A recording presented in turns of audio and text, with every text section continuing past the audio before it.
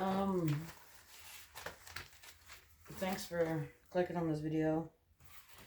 This video is going to be about all the signs I missed pointed to the fact that I was trans and how a specific gay hockey show edit made me realize that I have been ignoring a lot of things for an incredibly long time.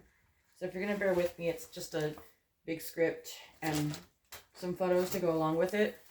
So all the things that I really missed were, there was that short period of time as a kid where I wore boys' underwear, I don't know, boxers, because I thought it was like more comfortable and I hated girls' underwear. And I didn't do it for very long because, I don't know, I hate change, I guess. And people will talk about how, people that like had this realization about themselves when they were younger, talk about how like distressing puberty was. And like, if it was for me, I don't really remember much, but I remember like it was just difficult because it was like I was going through a lot and I had this like really stupid, hideous, really short haircut my mom made me get. And I was wearing this like ill-fitted bra, and like when you're in middle school, there's like this big expectation of what your like assigned gender at birth is supposed to be, and I was kind of failing miserably at it because I don't know, I wasn't cute and feminine, and I was just kind of really awkward in middle school, and people really honed in on that. And when you have a really short haircut, as when you're just barely starting puberty, people will make jokes about it, make jokes about how you look like a boy. And when you have all this, when you really think that you're supposed to like look like a girl because that's what you're supposed to do, it tends to be kind of distressing. And so, and I was not like feminine much. I didn't really understand makeup, and I really only dressed up when I had to, like special occasions or church or.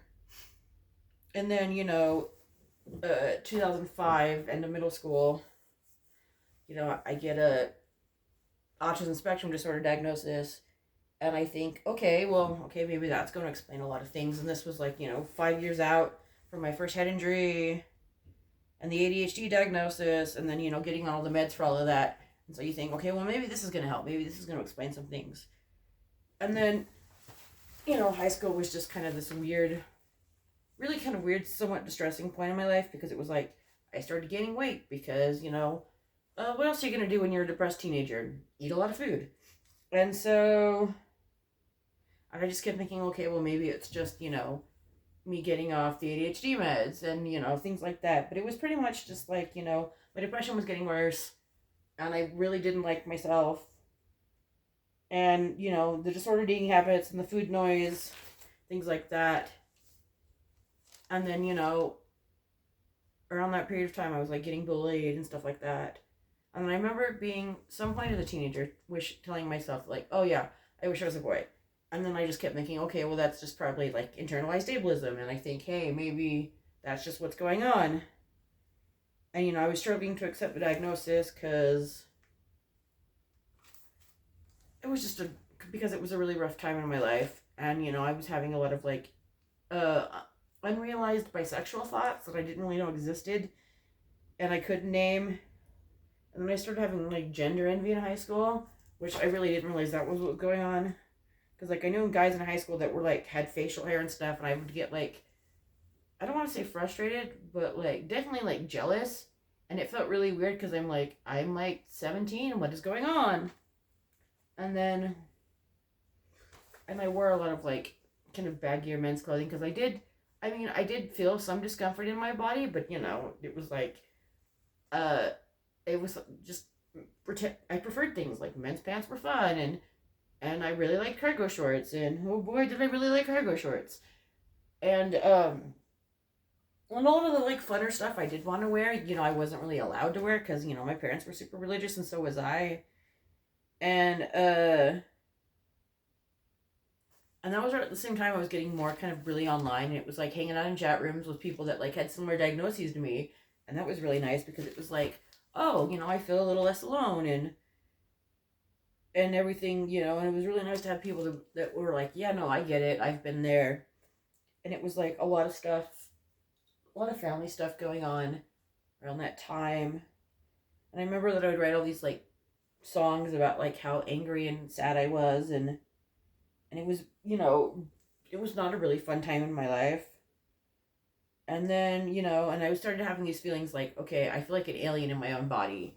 And I'd write like songs about it. And I was doing that like even as an adult. And I would like, and this was around the time that like, I figured out I was bisexual. So I went and told my parents, and that didn't, go so well. And I told my parents I no longer wanted to be Mormon, and that didn't go so well either.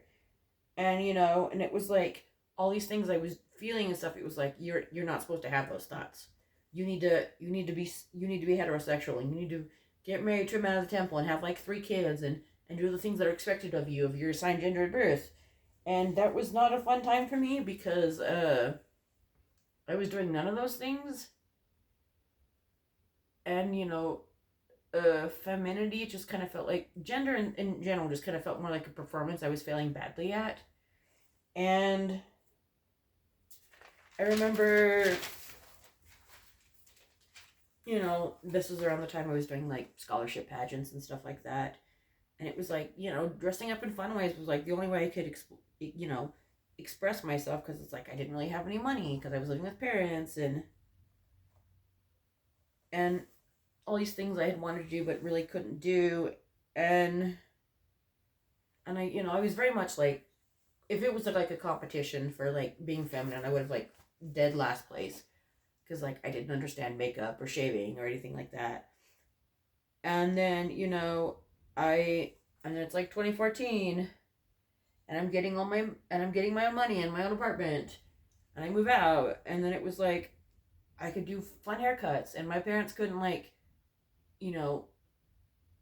get mad at me about it, just to except to tell me like they were, they didn't like it. And so, I had some crazy haircuts over the years. Like how I think this was around the time, maybe 2013. See if I can find the picture. I printed off a lot of photos. But I had like really short spiky hair because I wanted to look like the lead singer of LaRue, and I did not look like her. But it was still a fun time. At least that haircut was a fun time. And so, and then it's like, 2014, 2015, here's the photo. I remember posting on Facebook about how like I didn't, I hated that I was gonna have to be feminine to get people to like me and be into me, even if I hated doing so. And it's so weird to look back on that now and be like, hey, no, that was a lot of gender stuff that you just didn't have words for. And it was like, like it was okay if I was a tomboy because my mom was a tomboy, but like, if I had any sort of same-sex thoughts or gender thoughts, and clearly that was bad. And like I have all these pictures, and it's like every smile, like every time I'm smiling, it looks fake and put upon. Cause like it's like I'm either doing a half smile, or like I'm just making this kind of mixed expression because I don't know how to smile. And I said, like, I've joked forever that like I have a customer service voice but not a customer service face, and that like I had RBF really, really bad. And so, and then, it was next couple years it was like work and mental health stuff and dating and then the trauma and the identity crisis. And I was like years out from like dropping out of college, and, and my parents going, what are you going to do with your life? And I had to be like, I don't know. I have no career goals because I don't want to be alive. And it was like, I was just working, and I'd occasionally go to church because I didn't really have anything else going on. And it was like, when you get disability money, it does not pay a lot. And it was like, my social outlet at that point was like church, because I like, I didn't drive, and I still don't drive, and didn't really have a car. And And it's like, 20,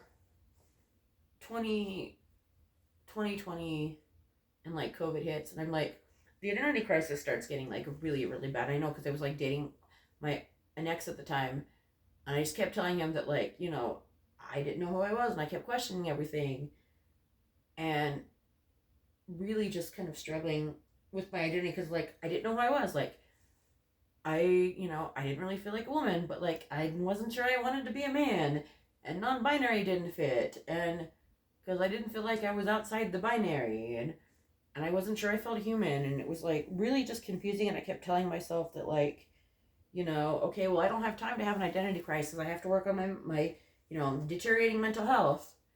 And so,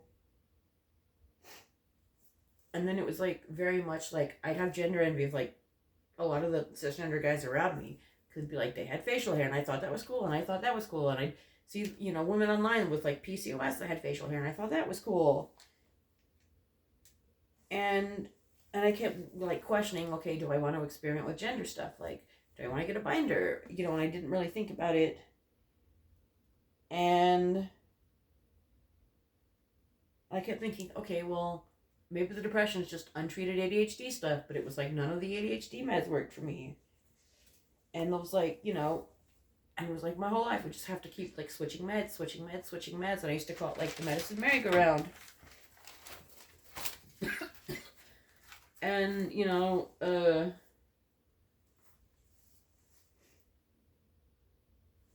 and then, 2025, I think, okay, December 2024, January 2025, I think, okay, you know what?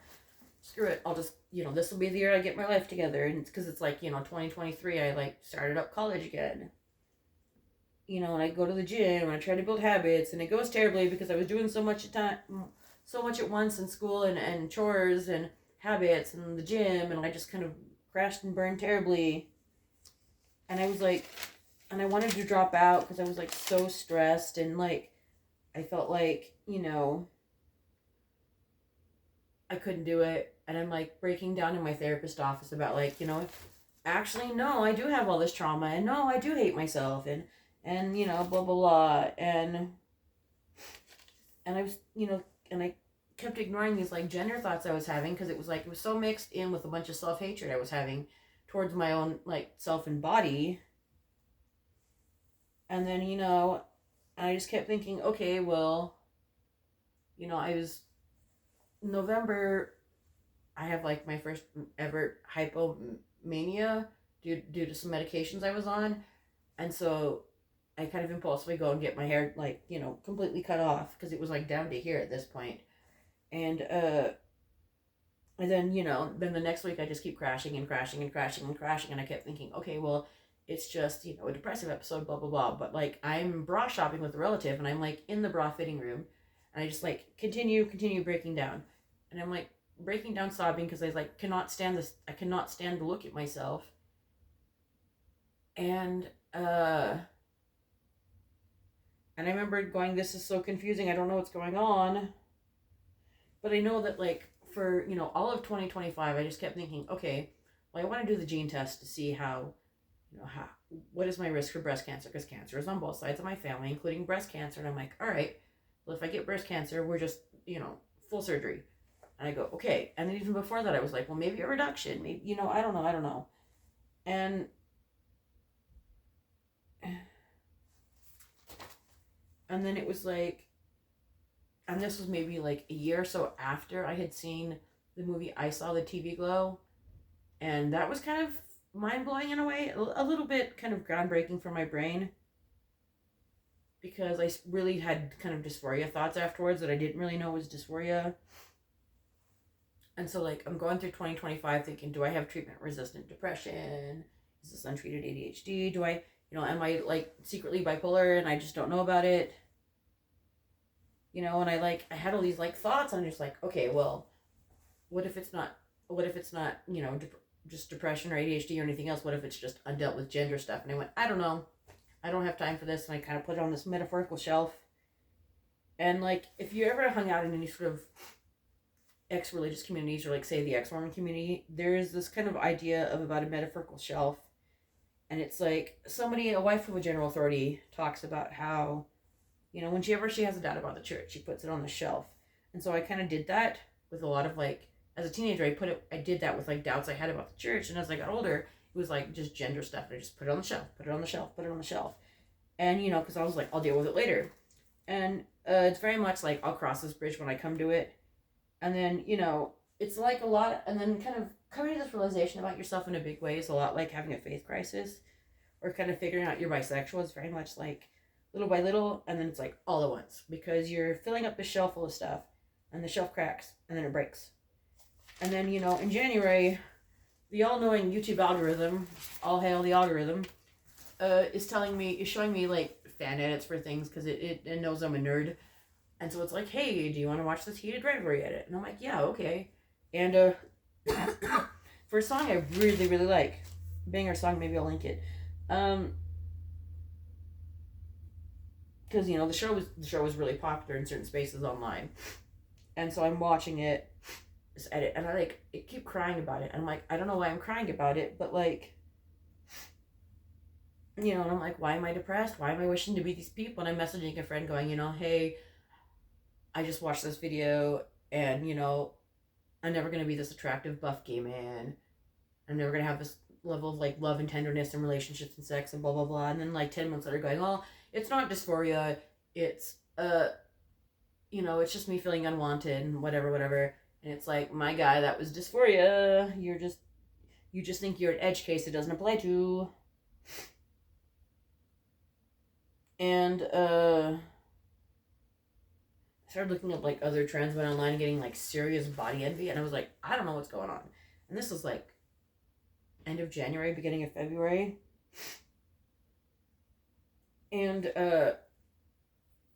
I'm like, beginning of February, I just got really impulsive and dye my hair for the first time ever. And you can kind of see it, it's red, but like my roots are terrible right now. And so then like February 15th, I'm writing in my journal, and I don't have it on me, so I can't read it to you, but it was very much like, hey, am I a guy? The heated rivalry edit and this one blank has got me really questioning everything, blah, blah, blah. And then it was really like a holy shit kind of egg crack moment, so to speak, because it was like, it's like, how much of this have I ignored? Because, you know, I wasn't really given thoughts to, I wasn't giving space, I wasn't allowed space for those thoughts, because it was very much like, you know, I like my parents, I love my parents, but it's like, there was a way I was expected to be. I was supposed to, you know, be heterosexual and be cisgender and pretend to be neurotypical and do all these things that I wasn't, you know? And, it's been a really crazy couple of months, because it's like, some people know, all my internet friends know, my therapist, my former therapist, I switched therapists, he knows, it's like my psychiatrist knows, and telling all these people, and my family knows, and it went okay, it could have been better. And so I thought, I'd mention this video, film this video, so I don't have to tell 10 million people multiple times. But hi, I'm Andrew, and to quote a really old To Anyone song, it's been a long time coming, but we here now. So I just wanted to give a big shout out and thank you to all the queer friends I made online over the years. They gave me space to unpack and untangle everything. Mahal na mahal kita.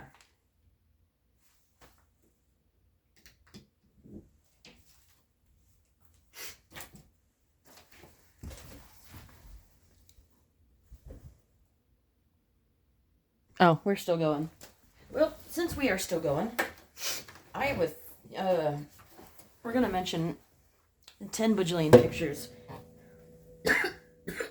This was, I think, 2015, 2016. I had a asymmetrical cut because I was there was a band I liked that had that haircut, and then this is when I like first got my hair really short cut. They gave me a bow because, I don't know, they thought I wanted to be feminine, which joke's on them. And this is when I had that side shave, I think 2016. That was a really fun haircut.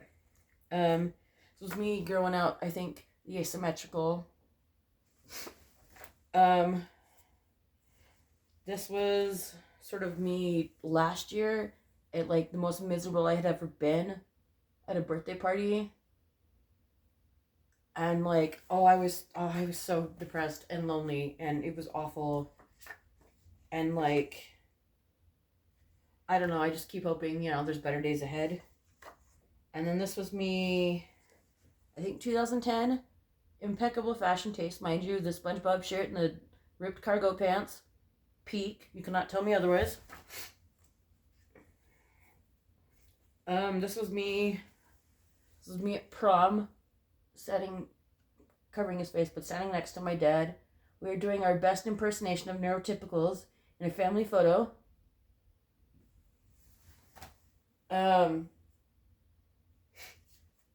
This was at some point after the side shave. I don't even know. It could have been 2017 for all I know, because I know whose car I'm in. You can see that. This was, oh boy, this is very embarrassing. This is one of the pageants I did, and I cannot believe they let me go on stage looking like this. My mom hated this dress. And I can't believe they did my hair like that. And, here is me. It's a photo of a photo, but it's like me age 8, I think, where I look like I'm just being put upon to take a photo. And then this is me maybe a couple months after I had gotten the spiky haircut, and you could not tell me anything. I looked like I was hot shit in this photo. It was great. I gotta bring this back. And we'll try and cover the faces, but like this is me, I think 2023 in my cousin's wedding, and my most casual outfit, because to be honest, I love a good pair of basketball shorts. Basketball shorts are life. So